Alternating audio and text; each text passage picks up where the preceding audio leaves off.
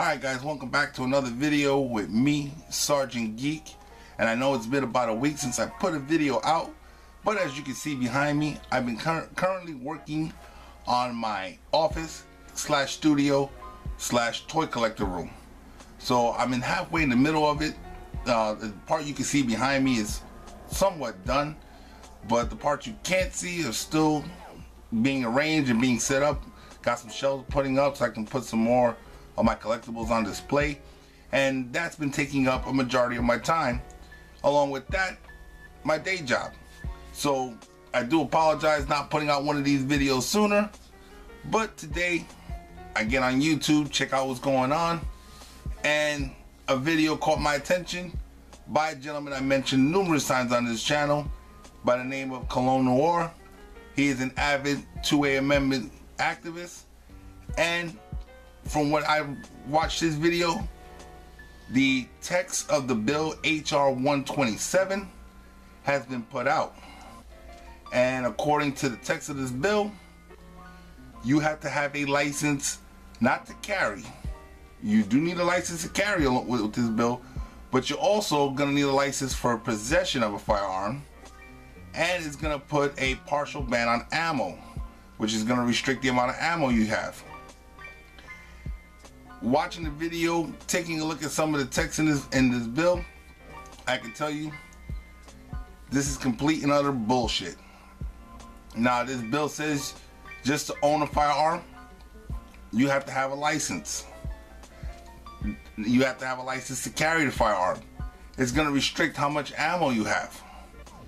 And not only that, if you're 18, 19, 20, guess what? You can't own a firearm. Which is funny, because you can join the military at 18, and the first thing they're going to do is hand you an M4. And not only an M4, you're going to get trained on heavy crew machinery, heavy crew equipment, 50 cal, Mark 19s, AT4s, and if you're in the infantry, depending on what MOS you have, you're going to be trained on mortars, Stinger missiles. You're going to be trained with a plethora of heavy ordnance. But when you go home, you can't own or possess a firearm until you're 21. Me personally, if they want to put this in the bill, I say you shouldn't be allowed to join the military until you're 21. That's how when I grew up in New York, you couldn't be a cop until you were 21, because that was the legal age in New York to carry a firearm. So you couldn't be 18 or anything being a law enforcement officer. Now, you could join what a lot of people like myself did. We joined the auxiliary police unit. The only thing is with that, you don't carry a firearm with that. So you, under the age of 21, you can become an auxiliary officer. But it's just ridiculous. This is one of those crazy bills. And the reason why this bill is being put out is because the Democrats basically took control of all three branches of government. They're in the House, the Senate, and the White House. So there's no more play on words where they try to say that they want a national gun registry without saying it. Basically now the ball's dropped, and they just said we're gonna have a national gun registry. And part of this bill, another part of this bill is you have to tell the government how many guns you own by make, model, and serial number. And you also have to tell them where you're going to be storing this firearm. So that means if you have a gun in the living room, in a lockbox, or in a particular area, you have to mark that down on this paperwork. If you have a gun by the nightstand for protection at night when you're home by yourself, you have to mark that down. Everywhere you have a gun stashed in your house, you have to mark it down. And this is the ultimate crazy part of this bill. All this information is going to be made to the public, which means Chewy, Tyrone, Wilbert, any of these little thugs out here, they're going to know where you keep your guns. So that means if they can't get their hands on a gun, hell, let's just go to the internet, pull up the shopping list, and see who lives near us that we can break into their house and steal their gun. This is retarded. And think about it. The amount of firearms that are in this country as of today, which is probably in the millions. There's probably well over 1 million firearms in this country. I don't know the statistics right now. I just jumped on the camera because I had to get this video out. They're gonna need people to actually input this data into their database. So guess what that means? You're paying for that as well. So that means the government gets to tell you, you get to tell the government how many guns and where you're putting them. And then you got to pay for this privilege. And a part of this bill as well, from what I understand, you have to have insurance, which is going to be extremely expensive. You're looking at about an additional $800 a year for insurance for your firearms. Not only that, the licenses, you're going to have to renew every year for the first 5 years. And then after that, you're going to have to renew it every 3 years. And along with that, you're going to have to take a firearms course. Now, granted, I am all for anybody who has a firearm taking training with their firearm and getting it done. But making it mandatory where they have to pay for a 12-hour class, it's ridiculous.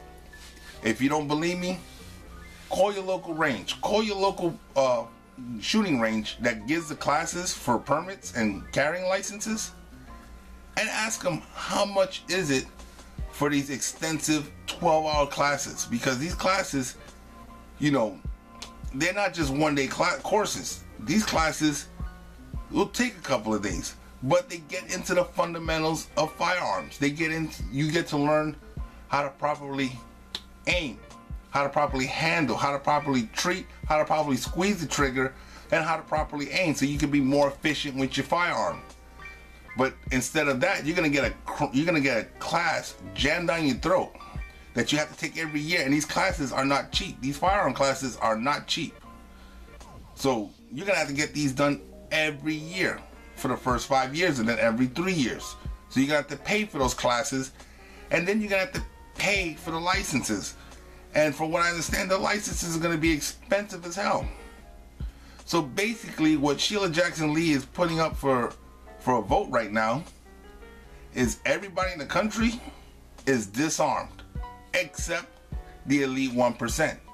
They can still afford to get these licenses, these classes. They got nothing but money and time. But the average citizen like you, me, and everybody else in the country, we can't afford to take time off from work. We're in a pandemic right now. People right now are looking to go to work so they can put food on the table, keep a roof over their head, and put clothes on their back. Now you're telling them, in order to defend myself against someone invading my house, I gotta pay all this money. When I don't even have this money, I barely got the money just to survive day to day. This is complete utter nonsense. It's bullshit. And not only part of the process, in order to obtain one of these licenses, you have to get a psychological evaluation. And just look at the president right now. Look at President Joe Biden. Look who he's appointing. The people you're gonna have somebody else saying whether or not you are fit to carry a license. And one of the other things that I heard was, let's just say, if at some point in time you were suffering from depression or you felt suicidal, and nobody forced you, but you realized this was going on with yourself, and you decided to seek help and check yourself into a hospital and get the help you need to get through this and make yourself better. If that's on your record, you can't own a firearm ever. That's it. Second Amendment's gone for you. And another part of this mental evaluation, it's going to be mandatory that they interview your ex-wife or ex-husband.